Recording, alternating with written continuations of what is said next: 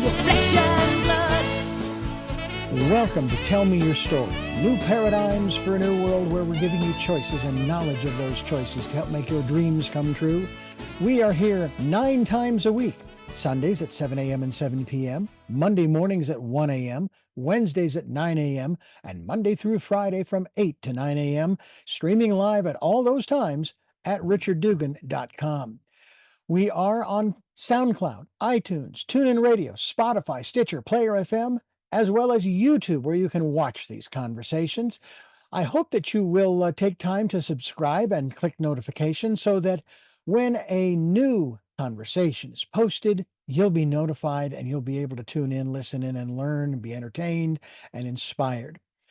A reminder that Choices, which is my book, 5 Steps for Life, it's available on Amazon.com in paperback, hardcover, and Kindle with Audible, soon to be released. We also ask that if you can support the work that we are doing financially, we do have a PayPal account. It is there for your security as well as ours. And when they ask for an email address to whom you're sending, please go to richard@richarddugan.com. That's the email address.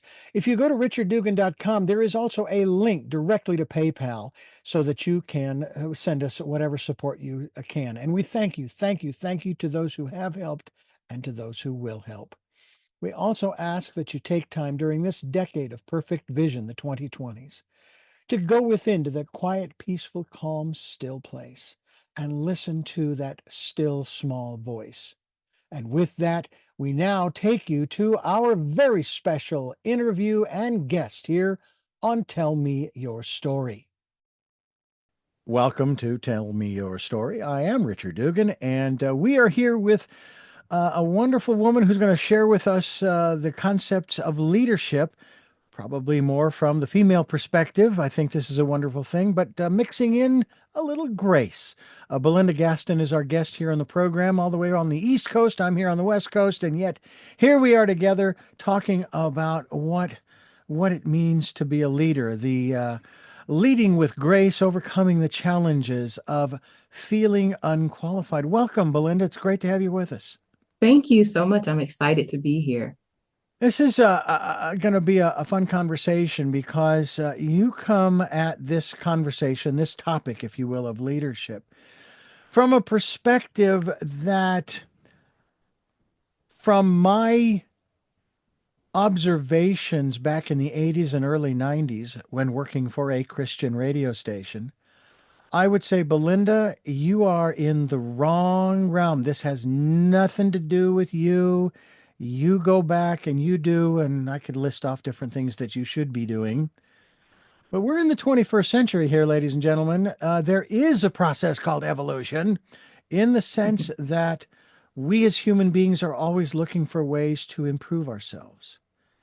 Now, I will say this about perfection. Be ye perfect, even as your Father in heaven is perfect. I had to do some pondering on that one. And I came to the conclusion that it had nothing to do with doing the right thing, doing the wrong thing, but this ties into part of our conversation. It had to do with just being who you are. Just be. As it says, I am that I am. That's God. God just is. Neither good nor bad, right nor wrong, dark nor light, just is. That's the perfection part, as my observation. And so when you as a woman get into a role of leadership, there are expectations by the rest of the world at how you're going to be a leader, or even if you should be a leader. I know there's still some out there that, no, that's not the role for a woman. Talk to us about the beginnings of your role as a leader. How did you discover that this was something important to you, that you would want to create an incredible program? You have a 5-step ebook, an ebook about 5 steps in regards to being not just an effective leader, but I guess maybe we should start at the place of Merriam-Webster. From your perspective, what is a leader? That's a great question. And so that's what started my journey here. Leadership really is influence. I think we've got it all wrong. I think that we think that leadership means that it's only you setting guidelines, only you setting policy and telling people what to do. But if you have someone that's in charge that no one follows, are they really a leader? And the answer I would say is no, they're just a person walking along. And so, what I see a leader as is someone who has the ability to influence others and make strategic decisions. Mm. And leadership is in multiple places. I started out as a leader and didn't even realize I was leading. I have always, my entire life almost, been in a place where people naturally yielded to my thoughts, yielded to my opinions. Yeah, and I thought, oh, well, people must just really like me or they appreciate me. What I realized is I had the ability to influence others. And so then the question became, well, what do I do with it? And so early in my career, I think I graduated from my master's program and my first job was leading a bunch of folks at a children's hospital that were all responsible for creating the appointments and registrations and things like that. And most of those people were twice my age. And that was my first entree into, oh, this, I am now responsible for making sure that this space runs and that I'm influencing in the right direction. And so I think that we all have the ability to lead. And in fact, we all have leadership responsibilities in our respective places.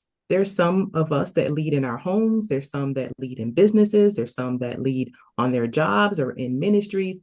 But leadership ultimately comes down to your ability to influence and make wise decisions.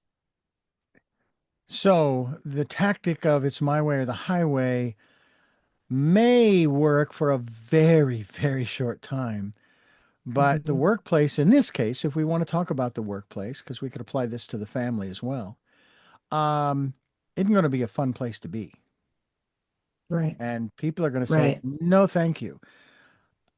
And again, I'm going to tie this in. It's only because of, and I only know what I know based upon what has been shared with me about this particular example. But Mhm. what's going on, for example, in Washington is not leadership in terms of the specifically in terms of doing the how do we the trimming, if you will, of expenditures by trimming down certain departments or even eliminating them, which means that a lot of thousands and thousands of people are out of work. And I'm not seeing leadership there. I am seeing, I'm not even sure what to call it, but that is the most, from my observation, bear in mind, it's the most inhumane way to treat people. Now, Mhm. I would say I wouldn't disagree that maybe we've got a lot of fat in the system. Okay, I wouldn't disagree with that. I don't know what needs to be cut, but you don't use a chainsaw or machete. You use a scalpel. And you also treat people who you're going to say, I'm sorry, but there is no place for you here because there is no place anymore. We are shutting this down and treating them with compassion, giving them the dignity and the respect that they deserve as people who have been doing the jobs they've been doing, right or wrong, over the course of time. I mean, I've had to fire people. I trained a woman on how to run the radio station for an 8 hour shift. And I probably spent, I don't know, 20, 30 hours with her. And at one point I thought, I think she's got it. So I cut her loose. I set her loose on the shift. I let her, you're soloing, kind of like a pilot, in training. And unfortunately, she massacred the hours. No. And I felt bad for her, but I said, I'm really sorry, but I can't right now. I've been with you for 30 hours and I thought you had it, and I understand you got nervous, but I can't move forward with you on this particular thing. And I appreciate your coming in. And unfortunately, it was a situation where she hadn't been there for months, where she had invested a lot of time and energy. And we, of course, the salary and the facilities and what have you. What about that aspect of leadership? Because that is something that has been going on for years. And this is where regulation, for example, has come into play where if the employer or if the company isn't doing the right thing, well, then the government steps in and says, look, you're going to do the right thing, or we're going to force you to do the right thing. So when it comes to that whole argument of too many regulations, I couldn't agree more. But the whole reason for the regulations was because businesses weren't doing the right thing in the first place. So now they've stepped into the leadership role that the company's leaders should have been doing all along. Is that a fair observation, or am I off the mark? Well, so I'd say yes and no. Um, I think I'd say yes and no. And this is a tricky conversation because my philosophy on leadership is based on biblical principles, right? Mhm, And I mhm, believe that ultimately, if you are a believer in God, which I am, that mhm, God has put leadership, the way we should lead in the Bible. And there are some tenets. There are some basic tenets of treat other people as you'd have them, as you'd like to be treated. mhm. There are, making sure that we're just and we're fair. And so when we translate that into our leadership, how we lead or what we do, there are policies and procedures that we have to put in place to make sure that things are done the right way. Because to your point, Richard, if there are people, if those policies don't exist, then people won't, they might take advantage or things might not be just in the Mhm. workplace. But there is a level of humanity and sensitivity that we're called to have if you think about treating others as you'd have to be treated, that you're just not seeing right now. Right. And I think that it's important to respect those people that you lead because ultimately um, there are goals and there are responsibilities that you have as a leader, whether it's with a company, you're to help that company's business move forward. If it's in a ministry, it's to, grow that ministry and make sure that you're getting the ministry out to the people that needs to be out to. And so there are things that as a leader you are responsible for, but you can't lead alone. If you don't treat people the right way, and those people stop following you, you are just one person speaking and doing things alone, and that's not effective. And so I think that you're right in the sense that there seems to be no regard to humanity. There seems to be no regard to the people that are being impacted. Um, and without that, it's poor leadership, right? Yeah. And so I think that if we all, the beauty of what I continue to share in Grace to Lead is that there are biblical tenets Mhm. and God's laid them out for us in a way that we can make them applicable to our lives. And that's what I encourage people to do. Belinda Gaston's my guest here on the program. We're talking about leadership, and there is a wonderful little ebook that you can get a copy of. You just go to her website, belindagaston.com. It's 5 steps to embrace leadership calling with confidence, and we're going to talk about that and more here on Tell Me Your Story. I'm Richard Dugan, along with Belinda Gaston, and we're going to talk about these 5 steps if we can. What I find interesting is that for me, and I've said this on many occasions, whether I'm in a leadership role or otherwise, I wouldn't be where I am if it weren't for the quite literally thousands of people who have been in my life. First and foremost, of course, would be my parents, because I wouldn't be here if it weren't for them. Um, but then there are people who I have met along the way who have listened to me on the radio or what have you and offered suggestions. And I've tried to take them humbly and respectfully. Not, hey, look, I've been doing this for 2 years and I know what the heck I'm doing, or 20 years, or 45 years. It doesn't matter. We are always in a learning mode, even if we're leaders. I don't have all the answers. Never have, never will. I'm always looking. So when we start talking about these 5 steps, one of the first ones is discover your leadership style. So how many styles have you discovered of leadership? How many are there? So I don't know how many styles there are, but everyone Okay. has a style. Okay. And I think, and the reason, and my target audience, the people who I tend to work with most are women Hmm. in leadership. And what happens for women is there are expectations placed upon us. And I think there are expectations probably, I would say, for men too.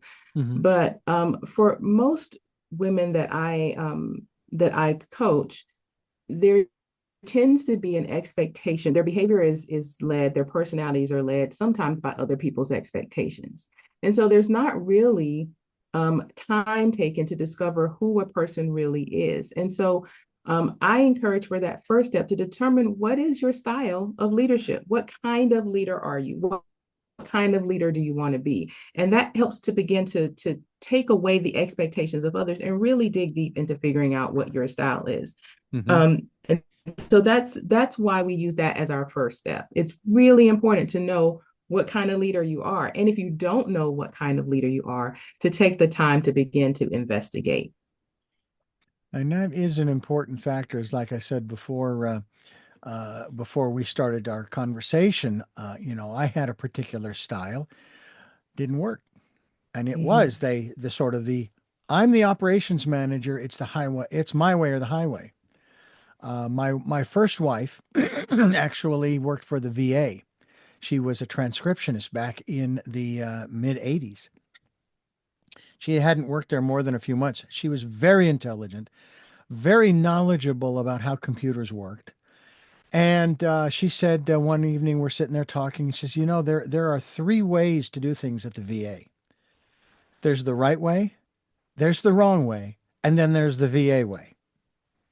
Wow. And I thought, oh, that's interesting. Okay, and that means that the first two are irrelevant because you're going to do it the VA way. Now, as a teenager, before I got into college, I actually worked for the VA in the X-ray department, and now I was developing the X-rays. And there was a protocol that you had to follow to process the X-rays. And if you didn't do it right, then guess what? The X-rays had to be taken again, which of course was time and money. So you wanted to make sure you got it right. It's it's a process that obviously we have to discover. We have to take time, but there's a certain element of humility that we have to take a position. I mean, okay, I got the calling to be a leader. Now, at what level, I have no idea, but I just feel like I'm supposed to lead people. Okay.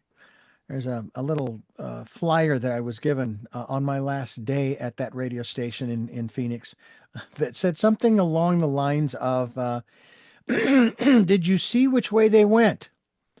I'm looking for my followers. I'm their leader," or something along those lines.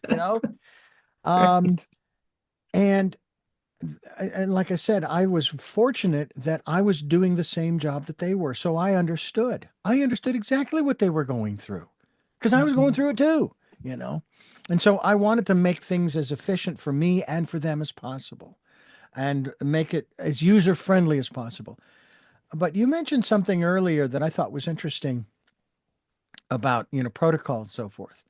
When I would train someone, this was how I started the training. I said, I'm going to show you how I do this task. Okay.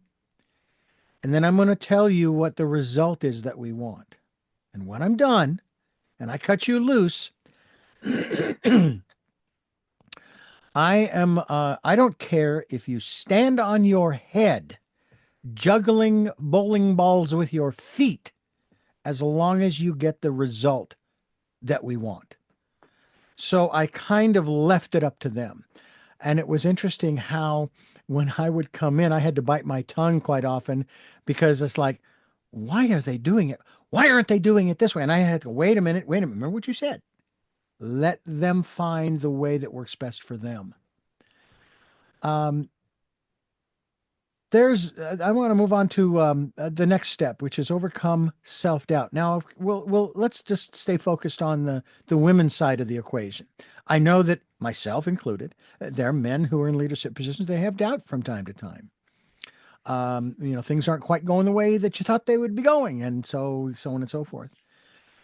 But women have a much bigger, I'm going to say, road to hoe, so to speak, because they carry a lot more of that self doubt than men do.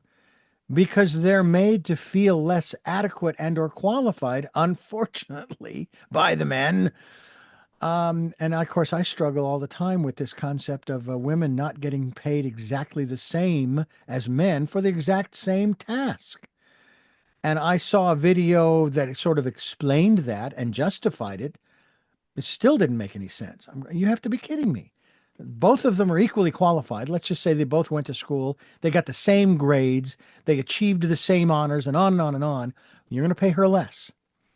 And do you know that when I was hiring people, I'd rather hire women because they got what we were doing and their egos didn't get in the way. But let's talk about that aspect of self-doubt and not feeling qualified to lead others. Yeah, you're right. There are different pressures, I think, for women in leadership. I remember, I remember early in my leadership career, probably about 20 years ago, where I was given the task of leading a group of maybe 10 people. They were all doing different projects, and I was leading them as they did this project work. And I was also a mother of two young children. And so I remember me and my colleague, and I was the only female leader at the time in that level. So me and there were other men there. And I remember that there was a deadline, Richard, and we had everybody, it was kind of all hands on deck. Everybody has this deadline. You know, I'm having to motivate the team. Come on, team, you can do this. We've got this. And everyone, all the other leaders were motivating their teams. And I got a phone call that my youngest daughter at the time was sick. She had a fever, Mm. and I needed to come immediately.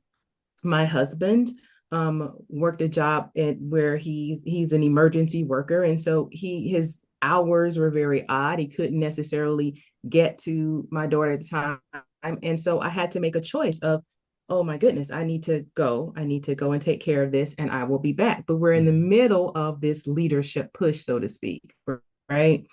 And I remember the thought process of having to make the decision of, am I going to take care of my child, which I believe that was my primary responsibility, and how am I going to balance that with leading these people who are also stressed out about this deadline? There are these 10 people who are looking to me for leadership, and I have to make a choice. And Mhm. I watched my male counterparts not have to make those decisions because either they had spouses, if something like that happened, that their spouses would take on that work and they would continue to lead. And I made the choice to leave. I will be back. I'm going to take care of my child. Took care of my child. I think I came back the next day. And the thought process that was in my mind was, oh, this makes me a weak leader. I missed out on these however many hours of work that I had to take care of my child. And I think that dialogue is consistent for a lot of women who are balancing leadership and their home responsibilities, or even leadership and family responsibilities. It's that constant thought that you are viewed as weaker or not as effective as a Mhm. leader because you have these things that you have to do when you can't put your 100% focus on it. And so that created doubt for me. I thought, there's no way I can lead. I mean, I can't do this. I can't, this balancing is tough. And one of my male counterparts, who became one of my mentors, noticed that I was a bit out of sorts. He said, you don't seem like yourself. Is your child okay? He was very sensitive. And in the conversation, I said, I am feeling like I'm in the wrong position. And one, I have to say, that's a great leadership trait to Mhm. have someone be able to create a space for you to be transparent enough to even share, I'm in this space, right? Mhm. But the other thing that he told me is, he said to me, I don't think any of your colleagues even really thought about the fact that you left and came back, honestly, because everyone was doing their own thing. Everyone was leading their efforts. And Mhm. so what I like to point out to women who sometimes feel this way, one is that a lot of times we think that people are focused on our weaknesses or our challenges, and most times people aren't. They don't innately, people focus on themselves anyway. And so they're not Yeah. really focused on you as a leader. Yeah. And so that is one of the things that I would say. And then the second part of that is you have the capacity to lead. And so I think if we start to really reframe that self-doubt into is this something I'm focused on? Is it something others are focused on? Then it helps you kind of begin to overcome it. Yeah. I'm curious, do you think, and this is not a political question, don't get me wrong, but talking about leadership, do you feel that this country is even close to thinking that a woman could lead this country? It sounds like a political question, but I think Oh no, I because I'm think not that talking about anybody in the I past or in the I future. I'm just, think you know, I don't know. I mean, I yeah. honestly don't know if I think that a woman is absolutely capable of leading. I think women lead all the time, and I think women have historically. I don't know where this country or this world would be without the contributions of women. Oh, absolutely. But I don't know. I can't answer the question. I don't know if this country is ready or not.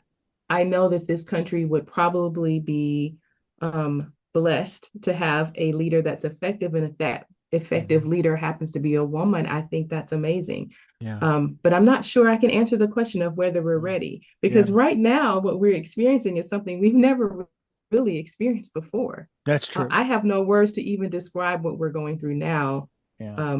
So I don't know if I can answer that Yeah. question effectively. And with what you've just said, I say, and I disconnect from it as much as I humanly possibly can, and just stay focused on what I'm doing. It's kind of like what you were Mhm. saying before. Oh, Belinda, you left? How long were you gone? Really? I didn't even notice because Yeah. I was over here working on the project that we have to get finished. Mhm. And what I think that speaks to is very good leadership skills and qualities that have instilled into your coworkers that you are leading to continue to work whether you're there or not, you Right. know? And Right. so that speaks volumes in that respect. Mhm. I think that we need to take a look at that, and that's one of the things too that I've often observed too is that there are some leaders, not all, but some who like to take the credit for what the workers have done, not only in verbiage, but in bonuses. I sit there going, what did the CEO really do to earn $1 million or $10 million bonus? I don't know. He isn't the one that did the work. It's the people, shall we say, down at the bottom who did the work, who broke their backs and came into overtime and all of these different things to make this company what it is, not the CEO. He's just sitting at the top. Now, if he or she worked their way up through the ranks from the bottom, I might have a little bit more, shall we say, empathy in that regard. But for leaders to say, "I did it," I don't know. You may not have seen this. I saw this news story out of Texas one day. This goes back to maybe the 90s. And this was during sort of the entrepreneurial boom at that period of time. And they were interviewing the various brick and mortar entrepreneurs. And each one of them basically, oh, yeah, I did this. I did this. And I'm going, you're a liar. You didn't do it. If it weren't for your vendors, the contractors who built the building you're in, and the customers who buy the product or service you buy, you would have nothing. And that's why I say I'm beholden to thousands of people. Now, that's not to say that people like Steve Jobs didn't have a vision. I get that. Um, but he didn't do it all by himself. He had so many other people who helped him, supported him, and so forth. And I do have to say that someone like Steve, when he passed, I thought, oh, Apple's in trouble. Because Steve was the one with the vision. And we'll talk about that as well in leadership. But it turns out that there were others who did catch his vision. Now, they may have tweaked it a little bit from their own perspective, their own personality, their own leadership styles. but Apple's still kicking along even today, long after Steve has been gone. So that to me is another quality of leadership, that you can sort of pass on your vision to those around Mhm. you, and hopefully keep the company going, for 10 or 50 or 100 years. I mean, that's another thing that's interesting, is that there are still companies that are in business after 100 years, and they were started by immigrants who came over on the, let's say, I almost said on the Mayflower, who came over from Ellis Island saying, this is the land of opportunity, and I am going to build this little store in the corner of New York, South Side, and so on and so forth. And 100 years later, now it's in a huge high rise, and it's global, and it's still going strong. Now there may not be many of them, but nonetheless, it happens, and that's exciting. I think we're talking with Yeah. Belinda Gaston, and we're going to talk more about all of the aspects of leadership as we continue here on Tell Me Your Story. Leadership, what is it? We've talked about that. We've talked about some other aspects, and I could see on your face you wanted to share something in regards to what I said at the Yes. end of that last little segment there. Please go ahead. Well, it's about vision. And I think this is really important because I think that God does give us vision as we lead for things. But they're also vision carriers. And I think that's what you were talking about, those people that come alongside of a leader that help to walk out their vision. And it's really important to acknowledge that. And when step back and think about even outside of our leadership role, how important vision is and vision carriers are. I mean, I am essentially sitting here as my grandmother's vision. My grandmother, by the way, I'm going to brag a little bit, Richard. My grandmother, woman in Georgia who had an eighth grade education in a very kind of interesting growing up. She had to fight through a lot.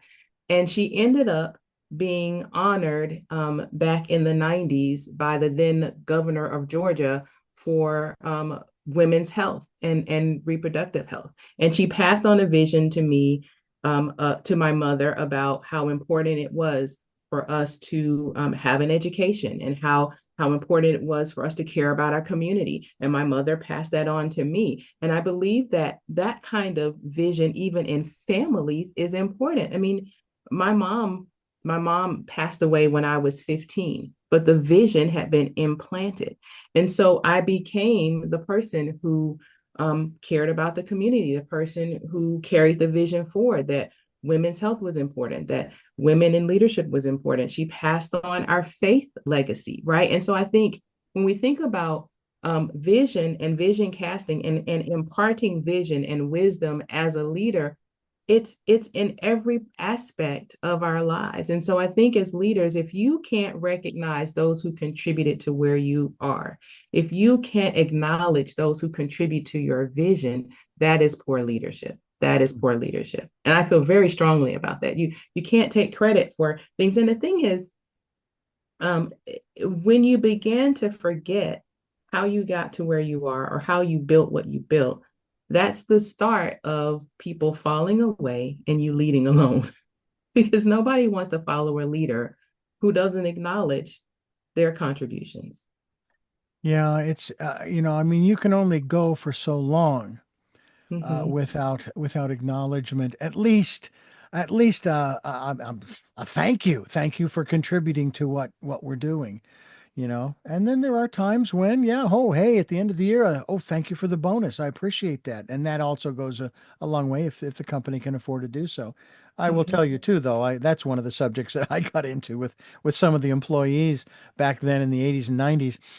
They would complain about how they never got any bonuses. I said, do you know what a bonus is?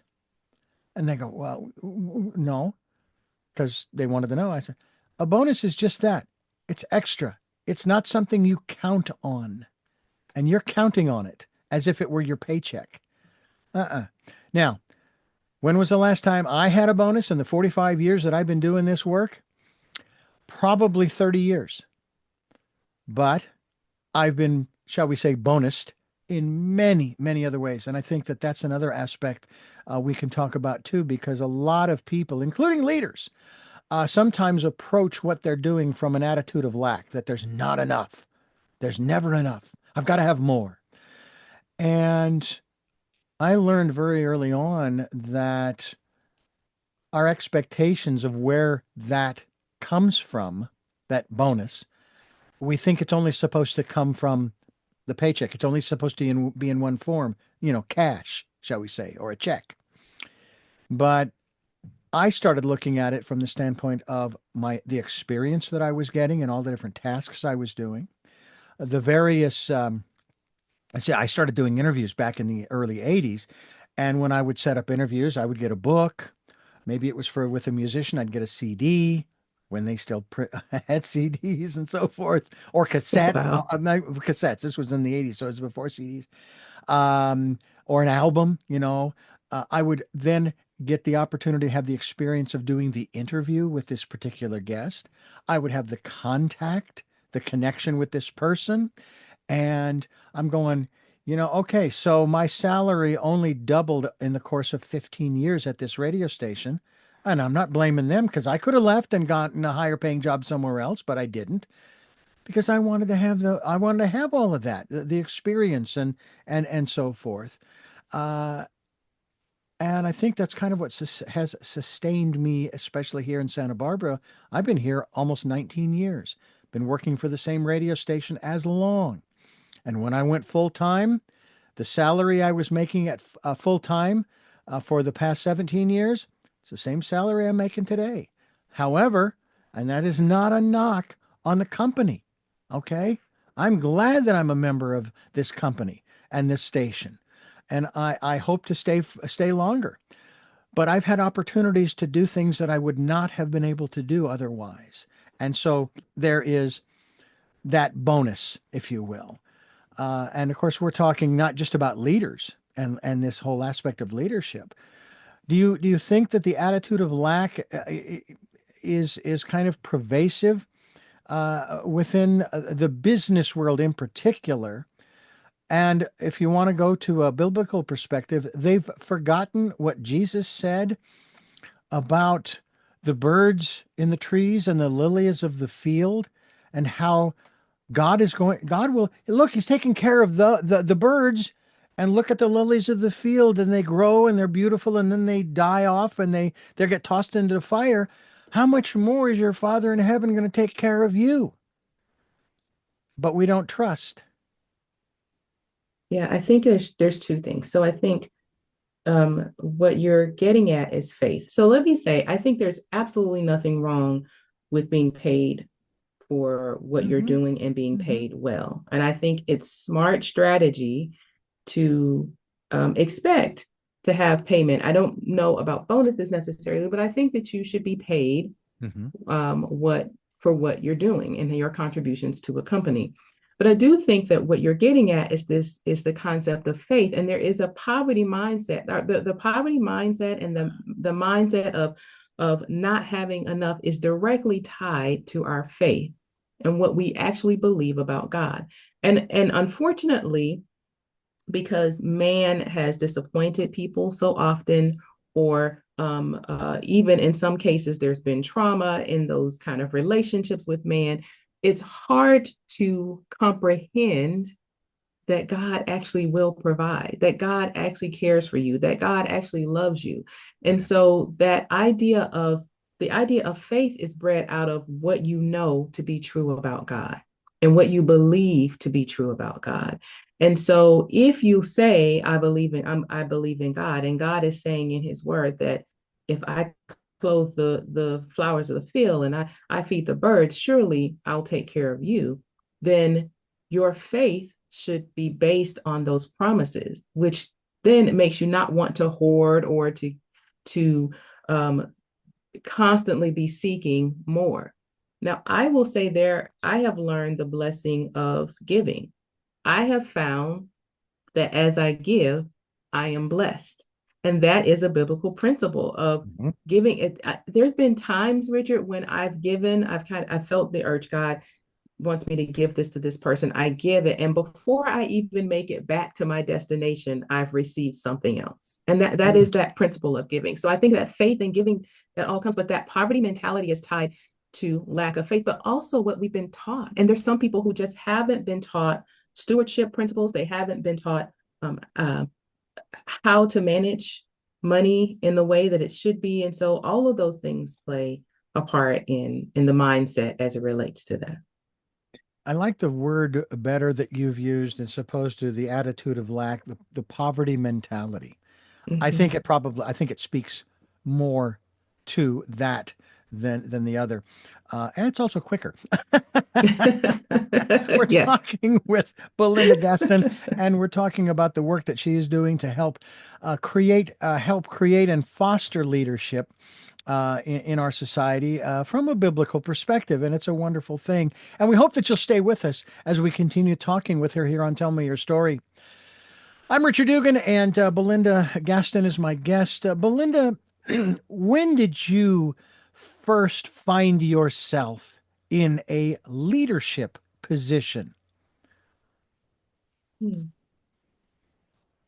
very first time I found myself in a leadership position was actually in college. And I was a tour guide. It sounds really corny, but the people on campus who walk around and give the tours, they walk backwards and say, this is this place and this is that place. That was me. Um, and I found that a bit of, there was a need to do more. And so I found myself really kind of doing more on campus, doing more with the groups that I worked with, and found myself in positions where I had to lead and direct others. So I think that's where it started. I feel like it's always been there. But my first real leadership position was the position I alluded to, Richard, before, where I was in a clinic setting and I managed a team of folks who were all older than me. I was 20 something, and they were all, as I would say, all the way adults. They weren't just figuring it out. They were all the way adults. They were probably paying more bills than I was, all of that. And I came into a role that a woman had, Richard, who was the beloved woman. I don't know if you've ever in this position where you've taken the place of someone who everyone absolutely loved. The person did no wrong. And somehow, by the grace of God, my resume ended up in these people's job search in their human resources office, and they selected me. So I came in to lead this group of people. I was not familiar with their processes or their systems. Imagine that. And they were all older than me. And here I am, Belinda, your new boss. It was, the first week was a nightmare. Mm. And I'll tell you why, if you don't mind. No, go So, ahead. um, the first week, I had hyped myself up because when you're 20, your friends are also 20. And so my friends had told me you have to go in, you have to show them who's boss, you have to wear the pants, you have to let them know this is how it's going to be. It's similar to what you described, Richard, is your experience. This is how it's going to be. If you don't like it, hit the road. And so I come in that first week, and that's what I'm going to do. I put on the highest heels I could find. I don't know why I thought the heel height made a difference. My brand new business suit, and I go in and I'm going to lead these people. And I come in and I lay down the law. This is what this is going to be. This is how we're going to do it. You're going to meet with me every week. You're going to tell me what you're working on. I want details here because we're going to have productivity and everybody understand. And everybody said, sure, yeah, we got you. And I thought, wow, this is great. I'm leading. And um, the next day, half the team called in sick. No. The second day. Ouch. Yeah. Half the team called in sick. And the third day, same thing. So by the fourth day, my new boss was saying, hey, what's going on back there? We're backed up. I don't see you. What's happening? And I felt ridiculous. So I went to the person that I knew was kind of the ringleader of the bunch. And I said, listen, I don't know what I'm doing here. What's going on? Why are people not coming in? I laid down the law. That's what my friends told me to do. And she said, unless you respect us, we can't follow your lead. Mm. And I came back. I think by Friday, people started coming back into the office, and I had a meeting and I said to everyone, listen, um, I'm sorry. I apologize. I came in with the wrong attitude. I want us to be a success. I trust what you know, but there are some things that are not working well. Let's help each other. And it completely changed. And it was my most success. From what I understand, that was the most successful time on that team. And it was my first leadership experience. So I learned those lessons. I learned that you can't come in and steamroll people. You have to understand what's happening in a situation, and you have to treat people with respect. Um, but Yeah. boy, was it brutal. It was brutal. No one showed up. I was trying to do everybody's work and I didn't know. Oh, it was awful. It was awful. But that was my first real kind of professional leadership experience. Wow. Wow. I I think that I was fortunate in my what would be considered my first leadership experience, and that was at the Christian radio station when I was made the operations manager. Um, I think I was fortunate because I was doing the same stuff everybody else was doing. And so I couldn't even escape, you know, the process that they were being put through, that or that I was putting them through, if you will. It was one of those that for me, that's kind of where that started. And obviously, that one experience that I shared with you earlier, where I had uh, that same attitude that look, you're going to do this because I'm telling you, because I'm the de facto boss here. We worked out at the transmitter site, whereas the executive offices were in downtown Phoenix. So the general manager wasn't out there; would come out there occasionally. Um, so I think that's very important. I think that's wonderful. A respect to respect, and you don't get it unless you give it. And Right. I know a lot of people, they have all kinds of different perspectives on respect. You know, you will respect me. No, Mm. no. You will get my respect when you, in turn, show me some respect. And that's probably the only equation where I would say that the person who is disrespecting others has to start. Because the people who are being disrespected, how are they going to respect this person who is not treating them the way they should be treated? It's kind of what I have seen over the past decade or two, especially in government, but in corporations as well. And a lot of some of these movies and television programs that focus on some of these ancillary aspects of the corporation or the company that's there. No, you know, you may be the CEO, you may be the plant manager, you may be whatever, but you're not getting their respect until you give them respect. And I think there was a great book I read called The Goal. I read it back in 1990. You're familiar with it. I am. It's a dramatization. I could pull it out and show you the cassette package. I still have the cassettes, but I found it on Audible last October. And I'm thinking, wow, I haven't listened to this in a long time. And I listened to it again and it lit a fire under me. Not, just because it was telling me, just because we've always done it this way, does that mean we always have to? And that's another aspect you talked earlier about vision. And of course, I know this ties into the aspect of faith as well, balancing your faith with leadership. But recognizing that just because we've always done our accounting this way, or just because we've always done our processing this way, does that mean that that is still the most efficient way to do it? I mean, if it weren't, or if it were, we would still be using stone tablets and chisels. Okay, we wouldn't be using computers because that's just kind of the way it does. Or we'd still be riding around in horse and buggy, or still walking everywhere. Would be no automobiles. And the same thing is happening today. I know a lot of people are all worked up over AI. Doesn't bother me in the least, because AI is only what we give it. If we don't give it the information, it can't use it. And I don't believe that, I'm no computer expert by any means, but I don't think it can create on its own, other than from the information that we've given it. So it's interesting, and we've even talked about this in regards to writing books. So if I go into an AI program and I say, okay, I want to write a book about with characters A, B, C, D, and so on and so forth in this scenario, and I want it to be 150 pages, and the AI writes the book, who's the author?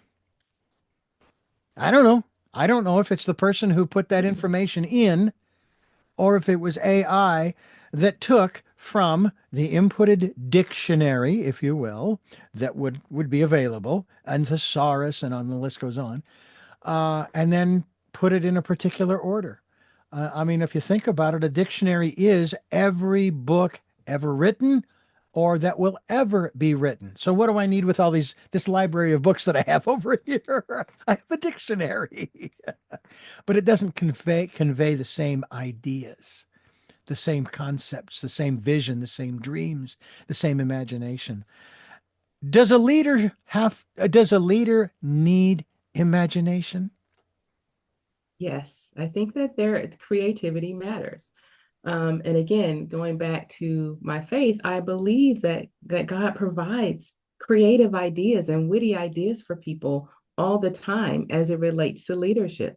The question is, are we bold enough and brave enough to implement or at least insert some of those ideas? And what you were getting at is the routine. I mean, if if there's a way to improve a system, a process, a team, um, we have a responsibility as leaders to share creative, witty, um, ingenuity, those kinds of ideas into the process to make things better.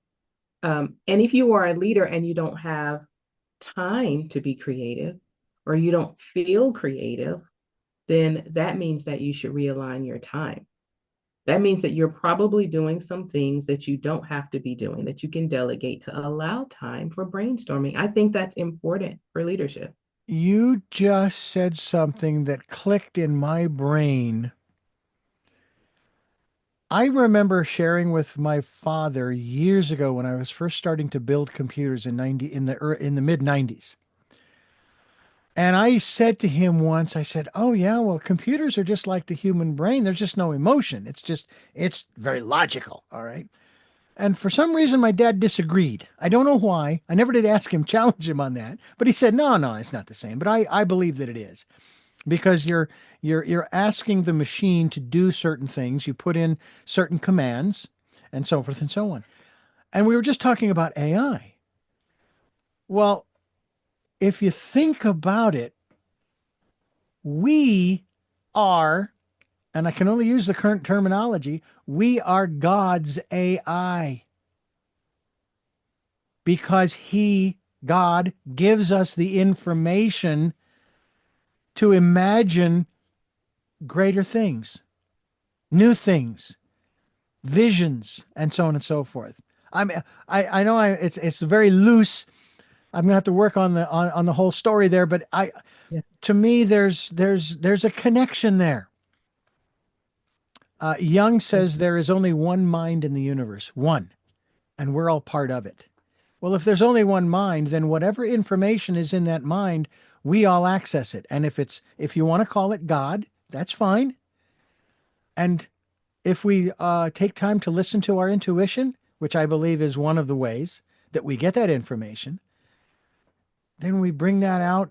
I mean, isn't it true, even from a biblical perspective, that a thought is what starts the ball rolling and then it becomes a reality in the material world?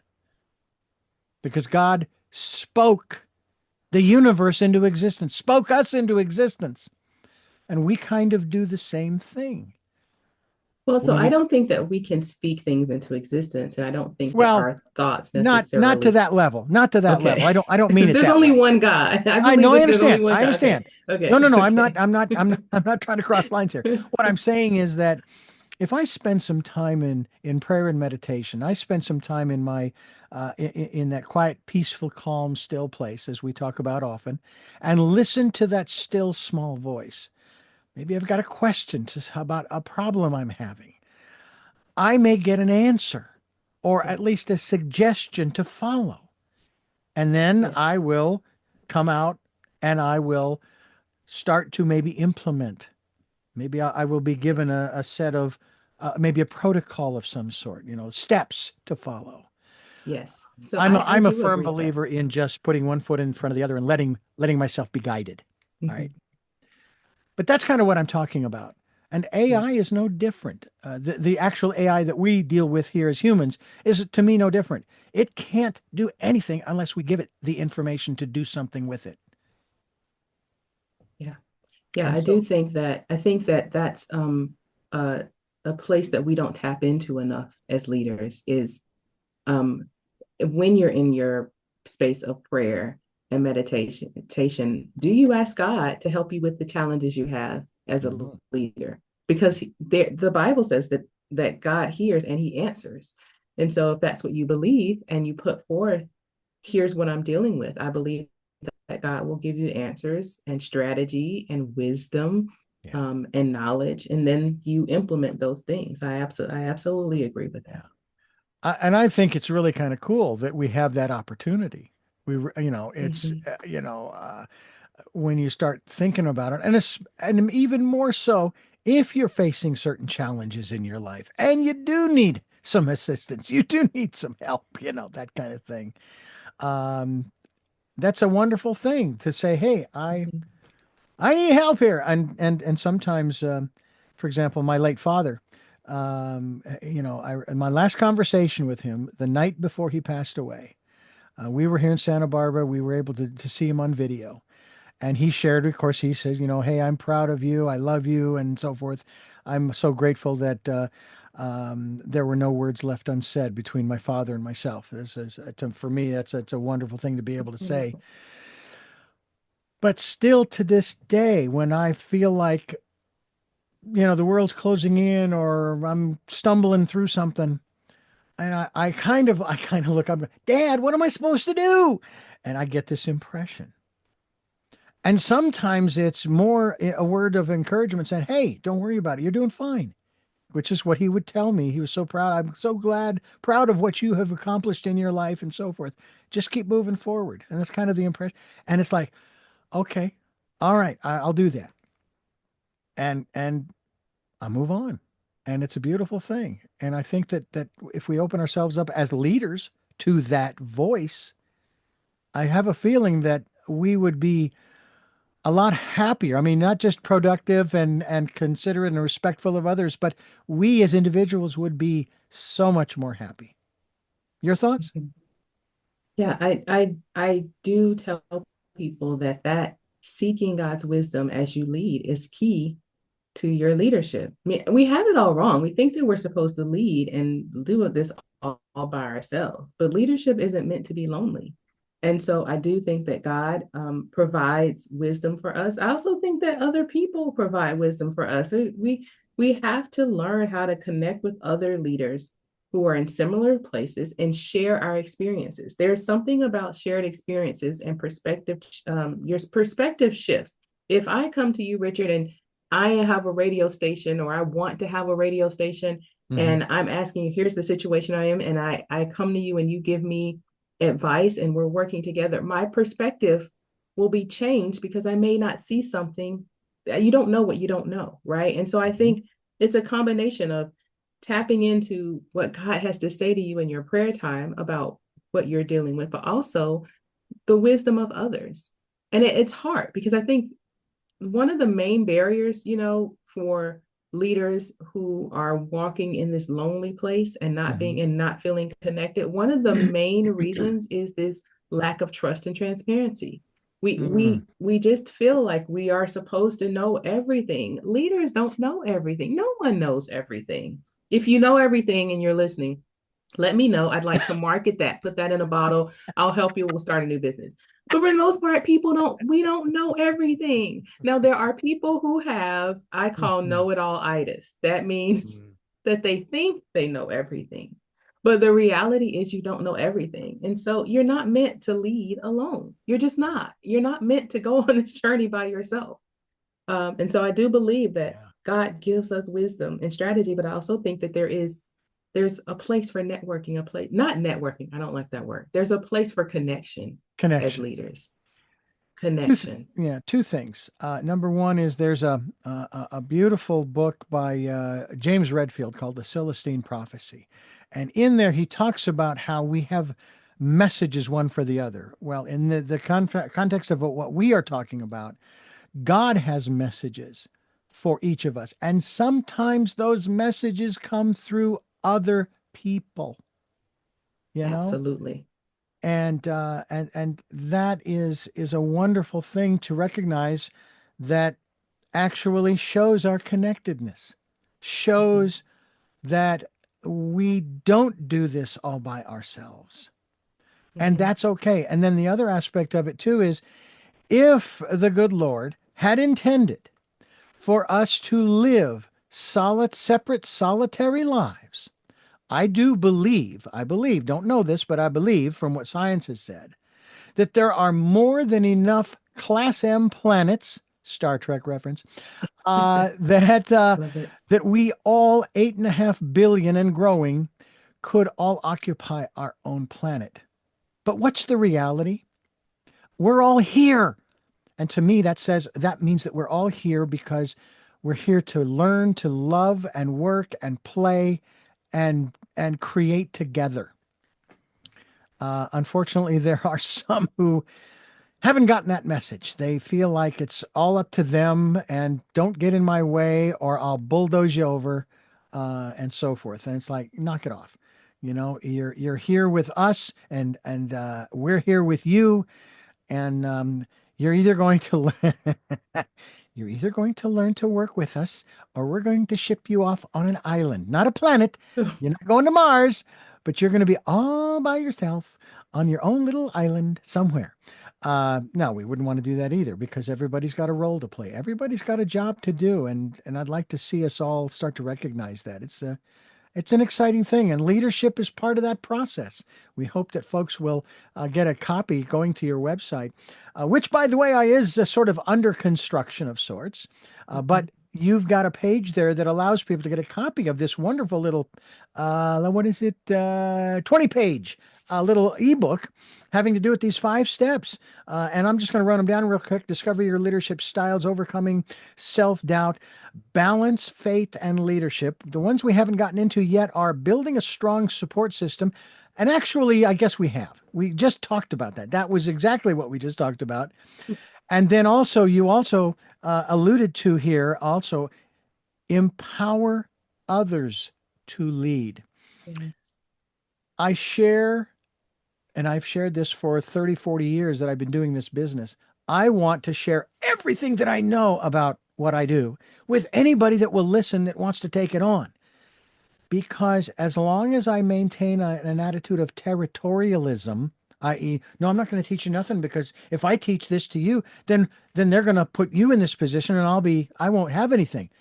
Ah, my perspective is I want to teach you everything. If I could just funnel it into your brain and you do what I do, guess what? I get to go off and do other things. I get to Right. go off and learn other things, meet new people, have new experiences. There's freedom in that. And empowering others to lead is part of that process. Share with us your perspective. So, yeah, someone told me, I think it was a supervisor once, that said that the only way that you get promoted is to have someone who can do your job. And so the Yeah. whole idea of holding on to what you know so that you can keep it means that, yeah, you get to keep it, but you never grow, right? Part of how we grow is how is giving to others. So that part of it is to help you grow, you have to help others grow. Hmm. The other part of that is what you talked about. There is freedom in empowering other people. If the weight of leadership rests solely on your shoulders and no one else can do what you do, then you'll never have time to do anything else but that one thing. Yeah. And so I think that's important. That is important. And the last thing I'll say about empowering others is I believe that we each are responsible for leaving a legacy. And I'm really proud to say that there are people who, along my life's journey, because I am older than I look, but along my life's journey, that listen, Richard, I am way too young to be this old. That's another conversation. But Okay. there are people along my life's journey that I have impacted, whether I've shared an encouraging word, a new skill, or given them a new perspective. And at the end of the day, I would rather say when I go to my grave that everything that God has put into me, I poured out, versus, oh boy, she's in the grave full of gifts that no one knew about or that no one benefited from. I mean, what a tragedy to go through your whole life and never share anything and take it with you to the grave. There's no value in that. There's no benefit in that. And so I really believe it's important for us to empower other people. Well, the last thing I want to add to our conversation here is from the booklet, the ebook, and this is epitomizes a book that I was given by that manager of that Christian station. Made it mandatory reading. A short little book, no big deal. You may even know this book called "Who Moved the Cheese." Ah, yes, I You have it on know my it. bookshelf. Ah, I ended up having to give it back because it was his copy, but nonetheless, he gave it to me as mandatory reading. I read it. I came into his office. I put it on his desk and I said, I've read it cover to cover. And I want you to know that I do not have a problem with people moving the cheese. That is not my issue. My issue is tell me where you moved it. Okay? If you moved it, I don't care. Just tell me where it is. That would be Right. like me going into the kitchen, into the cupboards, and completely rearranging everything in the cupboards, and then my wife can't find a thing. Mhm. Okay, or where'd you put the peanut butter? Well, it's now up on the top shelf. You'll need a ladder. Or, but that jumps into this quote. Every moment is an opportunity to change your perspective. Mhm. Change is the constant in the universe. You cannot escape it. And I think that what we need to add to that, that goes along with that, nothing is permanent. Everything is temporary. Whether it's this situation back east that we can't find words to describe, that we're trying to wrap our brains around, or the financial situations in our respective lives or the relationship situations in our respective lives, et cetera, et cetera. The list goes on. Nothing's permanent. Nothing, Yeah. and so I just try to remind myself because there are times when something's been going on for what seems like a really long time, and yet I often say that, hey, we're around for less than a puff of smoke. All right, that's how short our lives are by Yeah. comparison to the immensity of the universe.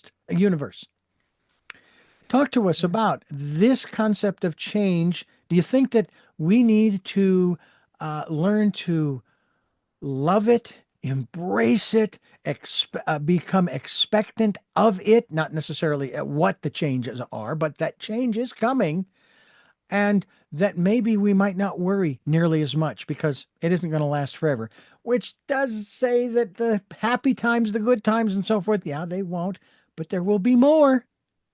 Okay, life is not over, so there will be more. Yes, I have a mentor, Dr. Nedra Buckmeyer, who says this often. She says, living things grow and growing things change. And so if you're not changing, then you're not growing. If you're not growing, you're not living. And I mean, it's better to be alive than to be dead, right? Mhm. And so I think we need to understand that change is a part of the process. And I am always amazed at people who don't want change, because I think that that comes from a different place. Not wanting to change is really holding on to comfort, holding on to status quo, which goes back to our conversation we had earlier about faith. It Mhm. says can only be responsible for me, and there's nothing, no one can help me. It's just me. And so I think that we have to embrace the fact that in order for us to grow, we have to change.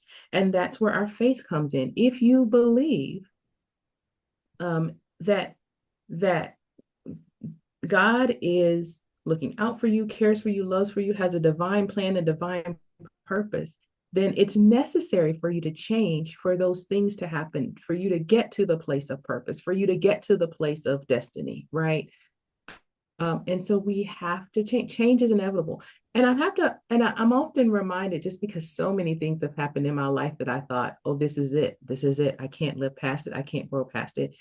Um, and on the other side of that change, that thing, that incident, that issue, that whatever it is, I can find the good in it, even though it might have been a devastating thing. I'm stronger, I'm wiser, I have a new skill, I have a new um, perspective. And so change is important. living things grow and growing things change. I like that. I like that. Living things grow and growing things change. I love that. That's beautiful. Belinda Gaston, my guest. BelindaGaston.com is the website, and we certainly hope that you will take it time, even while listening to this conversation that we have, to go to her website, get a copy of this nice little 20-page ebook, and learn those 5 steps. I think that it will really enlighten you as we continue here on Tell Me Your Story. Belinda Gaston, I want to thank you so much for joining us here on the program. This has just been a pleasure. I have always enjoyed conversations such as this, bringing forth ideas. I don't want to forget, you have your own podcast. I You have do. a podcast, Grace to Lead. Real quickly here, can you share with us about that? It seems to me self-explanatory that it's kind of like what we just been talking about. Yes, it is. It is. Grace to Lead is a podcast for women who lead, whether you lead at home, whether you lead in the workplace, whether you lead in businesses. And I share wisdom, conversation, practical tips for really applying God's principles of leadership into your life. And I have some great guests. I do some solo episodes. I also have some great guests that come on who are leaders in their own respects. And I'm really excited. Our second season, this has been the first season. The second season launches April 10th. So please go find us we're on all of the podcast platforms, Apple, Spotify. We'll be on YouTube for season 2. So please check us out at the Grace to Lead podcast. I hope that they will. You're also on LinkedIn, Facebook, and Instagram as well. So they can find you at those particular social outlets as well. So we hope that Yes. folks will do so. Thank I you. thank you so much for joining us. And just letting you know that I do have 3 final questions I ask all of my guests. Okay. Thank you so much for being a part of the work that we're doing here. Thank you. Thank you so much. As my grandmother would say, it's been a plum pleasing pleasure. Thank you very much. But before I ask those questions, I want to thank you for listening to and watching Tell Me Your Story, New Paradigms for a New World, where we are giving you choices and knowledge of those choices to help make your dreams come true. We're here Sundays at 7 a.m. and 7 p.m., Monday mornings at 1 a.m., Wednesdays at 9 a.m., and Monday through Friday from 8 to 9 a.m., streaming live at those times at richarddugan.com, with podcasts on SoundCloud, iTunes, TuneIn Radio, Spotify, Stitcher, Player FM, Blueberry, iHeartRadio, Amazon Music, and many other locations on the web, and YouTube, where you can watch these conversations. We hope you'll subscribe and click notification. When I post a new conversation, you'll be notified. Just a reminder that Choices, 5 Steps for Life, is now available on Amazon.com. It is in hardcover, paperback, and Kindle with Audible. Not too far behind, ladies and gentlemen. And also, if you would like to support the work that we're doing here financially, we have a PayPal account. It is there for your security as well as ours. And a reminder that on the homepage of richarddugan.com, there are 2 links. 1, to Amazon for the book, Choices, 5 Steps for Life. 2, to the PayPal account where you can send us whatever contribution or support that you would like to. We'll take energetic support too, folks. We'll put it to good use, I promise you. And finally, we ask that you take time during this, the decade of perfect vision, the 2020s. Go within to that quiet, peaceful, calm, still place and listen to that still, small voice. To our final 3 questions for a very special guest, we ask, who is Belinda Gaston? Oh, wow. Belinda Gaston is a ex, a oh my gosh, creative, passionate believer of God whose purpose is to help women lead with grace. What gets you up in the morning? My alarm clock. No, okay. Really, the grace of God, knowing that there's so much more to do, and I haven't done it all yet. And finally, what was your best day? Every day is a great day to be alive, Richard, honestly. So I say every day that I wake up on this side of the world is a great day. Wonderful. Well, it's been a great day to talk with you, and I thank you again for joining us. And I thank you for listening to and watching Tell Me Your Story, New Paradigms for a New World. And until our next broadcast, podcast, videocast, love Talal. Jeanette, I am still listening. Dad, continue to be happy because I am. Mike, thanks for being in my life. Smokey, I'll see you on the other side. And to my dear friend Zorro, aho, aho.